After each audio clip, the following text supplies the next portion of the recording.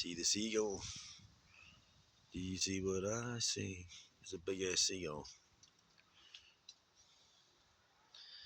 And then we got the evil sun contemplating setting. Look at the fucking size of that shit, man. We are dying here in New Zealand this summer.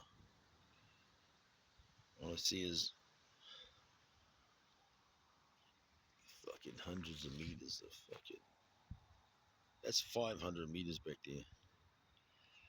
500 meters of grass and oak trees. Big ass fucking oak trees. And then my car. Isn't that beautiful? You can't fuck with Australian Falcons, man. 1991. Standard as fuck. Under the hood is a modified fuck off 351 Cleveland. It's in between a drag car and a fucking hot rod. I don't know what the fuck it thinks it is, but fucking